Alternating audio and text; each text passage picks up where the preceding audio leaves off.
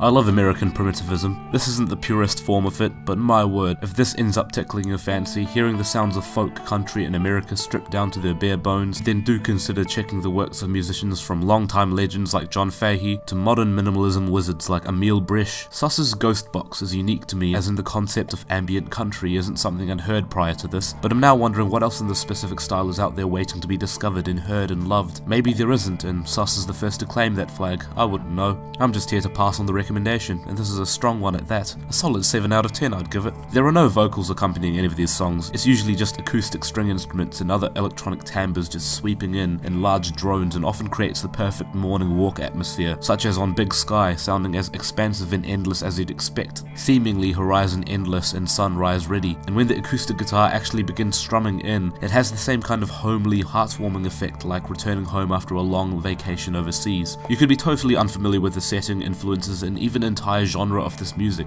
and yet somehow I can guarantee that even some distant memory or nostalgic scene in the back of your mind would be evoked by that opening track, Wichita, as in Wichita lineman. Yes, the slow tempos and the long droning compositions allow for that uninterrupting, peaceful thinking, but Suss don't leave it there. In fact, they make sure to keep the waves of familiarity coming with the sounds of whistles and keyboard melodies. It's not the most diverse album really. Ghostbox finds just one core sound and atmosphere from the get-go and sticks with it all throughout, so I can see why there's a chance that the 1 in 3 people who will listen to this might think that it's a bit one note at some point, but the album isn't that lazy with the sound either. Moments of sparse desert are signalled by tracks such as Gunfighter and Rain, well, more like the second half of the album in general. It's the moment that Canyonlands closes out the album that feels as if, regardless of what you've been doing during the duration of this album, be it going on a walk, sitting and staring out of the window, daydreaming, driving back from the supermarket, I suppose the connecting factor is that by the end of Ghostbox, you'll always feel like you've come home at last.